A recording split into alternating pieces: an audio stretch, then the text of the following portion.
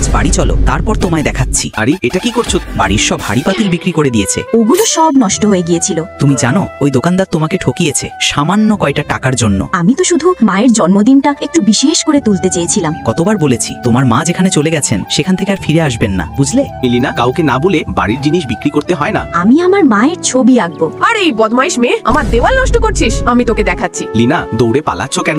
এই থাম, আমার দেওয়াল নোংরা করে কোথায় যাচ্ছিস? চাচা পালাও এখান থেকে। আমার মনে হয় মা বাড়ির রাস্তা ভুলে গেছেন, তাই তিনি ফিরে আসছেন না। আমি তার ছবি সব দেওয়ালে এঁকে দিয়েছি যেন দেখে তিনি ফিরে আসেন। এই সব ছবিগুলো আলাদা আলাদা কেন? কারণ আমি জানি না আমার মা দেখতে কেমন। লিনা, যদি তুমি সবার দেওয়ালে এভাবে ছবি আঁকো লোকেরা রাগ করবে, কিন্তু চিন্তা করো না, তোমার মা একদিন ঠিক ফিরে আসবেন। লিনা দেওয়ালগুলো পরিষ্কার করলো।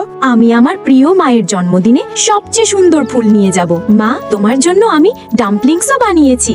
মা, দয়া করে এবার পথ হারিয়ে যেও না, আমার কাছে ফিরে এসো। চাচা বলে তুমি বড় মানুষ, তাই পথ হারাবে না। চাচা, এটা তোমার জন্য। কোথায় যাচ্ছিস? মায়ের ফেরার পথ দেখতে। কে? লিনা এসেছে? না তো। এই মেয়ের একগুয়েমি দিন দিন বাড়ছে।